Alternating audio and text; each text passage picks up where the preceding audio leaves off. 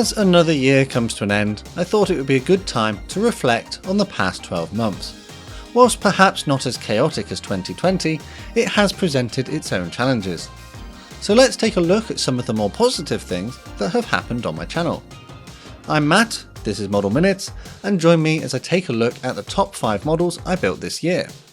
To make this list, I've had to balance a couple of things, including my ability to complete them, the finish at the end, and the quality of the kit in general. So, without any further ado, let's get started at number 5. And surprisingly, I've decided to give this position to a kit from Mr. Craft. It's not very often that a Mr. Craft kit has many positive aspects, but if I'm honest, I really enjoyed building their Fairy Fulmer in 1/72nd scale.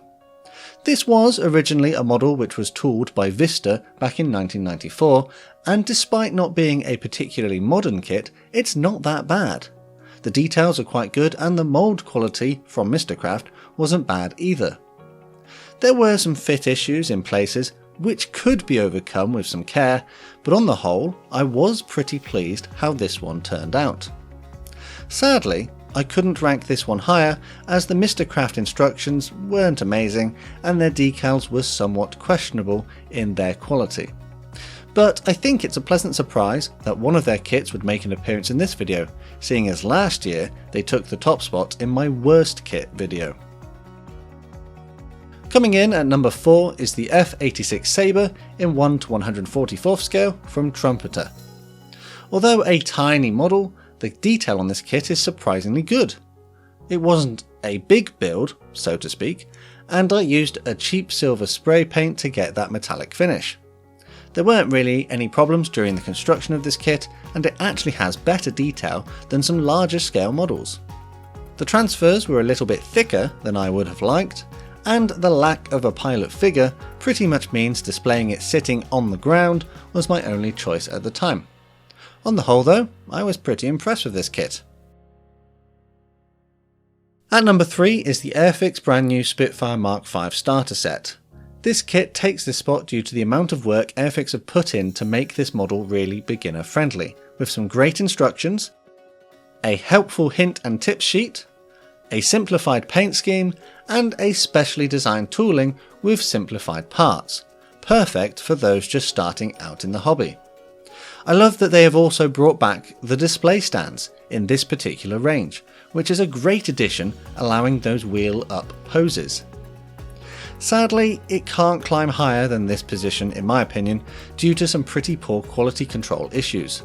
Primarily the fact that almost all of the included paints had dried out before I even used them, and the one paint that was still running just didn't really match the normal dark green expected for a more accurate paint scheme. But oh well, maybe they'll get it right next time. Generally, I was pretty impressed with where Airfix were going with this model, and although I built it a bit like a beginner by hand painting it, it doesn't look too bad. Before I move on to the top spots, let's take a look at some honourable mentions. These are kits which weren't quite good enough to take a ranked spot in this video, but ones that I'm still pretty happy with. This Airfix Tucano looks rather attractive in this paint scheme that was included in the box. I did have a few problems here and there with the kit, but it went a long way to helping me get a bit more practice with my airbrush. Another kit that I was pretty impressed with is this completely 3D printed Curtis Hawk in 1/72nd scale.